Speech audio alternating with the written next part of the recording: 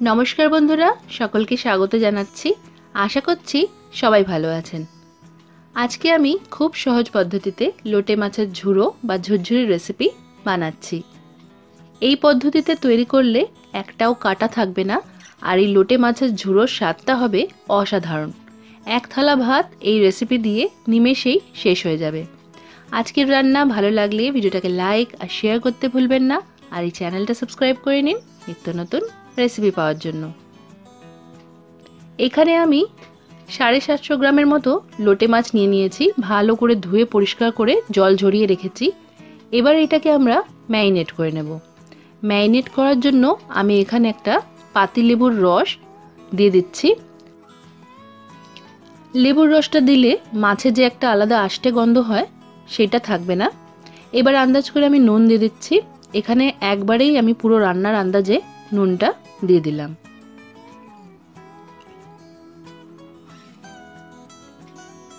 সামান্য একটু চিনি দিয়ে দিলাম।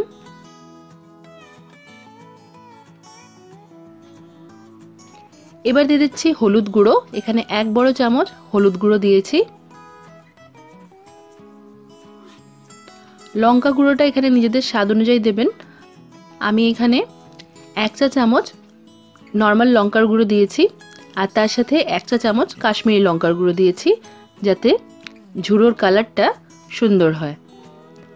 পরে যেহেতু কাঁচা লঙ্কা ব্যবহার করব তাই লঙ্কা গুঁড়োটা একটু কম দিলাম। আর দিয়ে দিলাম এখানে 1 চা চামচ আদা বাটা আর 1 টেবিল চামচ রসুন বাটা। এখানে এই রান্নায় আমরা রসুন বাটা বা রসুন কুচির ব্যবহারটা একটু বেশি করব। এবার দুটো মাঝারি সাইজের পেঁয়াজ কুচি আর 3-4টে কাঁচা লঙ্কা কুচি দিয়ে দিলাম।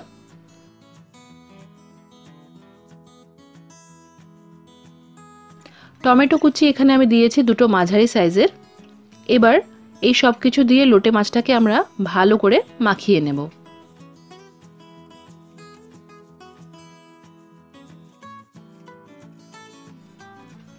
এবার উপর থেকে আমি 1 টেবিল চামচ কাঁচা সরষের তেল দিয়ে দিলাম। সরষের তেলটা দিয়েও এটাকে ভালো করে আমরা মাখিয়ে নেব। আর মাখানো হয়ে গেলে এটা প্রায় আধ ঘন্টার জন্য আমরা রেস্টে রেখে দেব।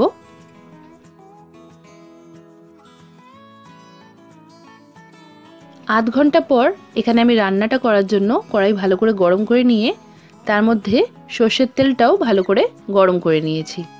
এখানে এই রান্নায় সরষের তেলের ব্যবহার একটু বেশি হবে। আমি এখানে 4 বড় চামচ সরষের তেল গরম করে নিয়েছি।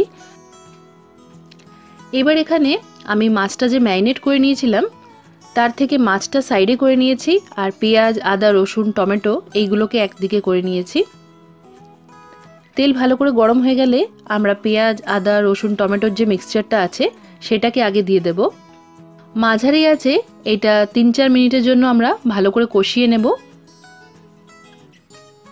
প্রথম থেকেই আমরা যদি একসাথে লোটে মাছটা দিয়ে রান্না করতাম তাহলে কিন্তু আর কাঁটাগুলো ভালো করে ছাড়ানো যেত না।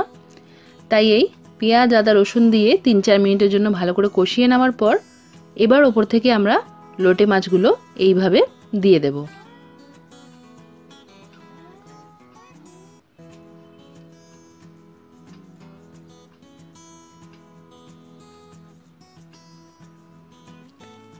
পরিষ্কার করে লোটে মাছটা দিয়ে দিলাম আর যেই প্লেটে এটা আমি ম্যারিনেট করেছিলাম সেই প্লেটের মধ্যে যেটুকুও ম্যারিনেশনের জিনিসপত্র ছিল সেটাও পরিষ্কার করে দিয়ে দিলাম।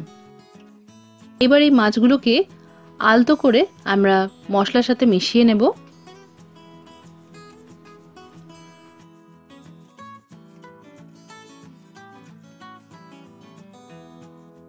ঢাকা দিয়ে 2 থেকে 3 মিনিটের জন্য মাঝারি আছে এটাকে আমরা রান্না করে নেব।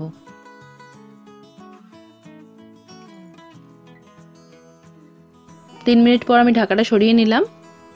দেখতেই পাচ্ছেন অনেকটা জল উঠেছে। এই রান্নায় আর আলাদা করে জল দেওয়ার প্রয়োজন নেই আর মাছটা আলাদা করে সেদ্ধ করারও প্রয়োজন নেই।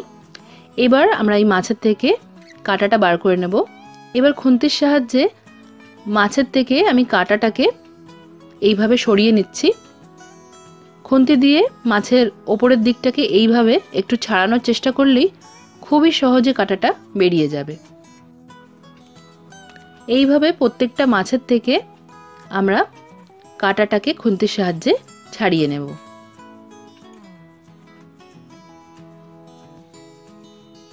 দেখতেই পাচ্ছেন আমি এখানে মাছের থেকে কাঁটাগুলো ছাড়িয়ে নিয়েছি।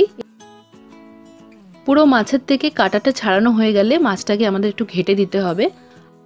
এবার মাঝে মাঝে আমরা ফ্লেমটাকে একটু বাড়িয়ে আবার ভালো করে নাড়াচাড়া করে নিয়ে ফ্লেমটাকে একটু কমিয়ে পুরো রান্নায় যতটুকু জল দেখতে পাচ্ছেন সেটাকে ভালো করে আমাদের টানিয়ে নিতে হবে।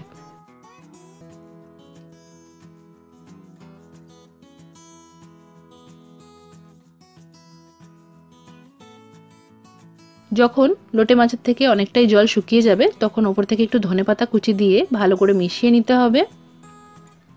ধনেপাতা কুচি দিলে লোটে মাছের ঝুড়োর স্বাদটা খুব ভালো হয়।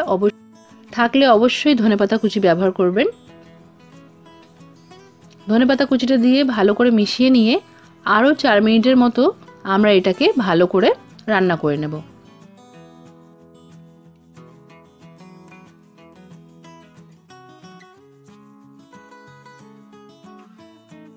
4 মিনিট ভালো করে এটাকে আমরা রান্না করে নিলাম।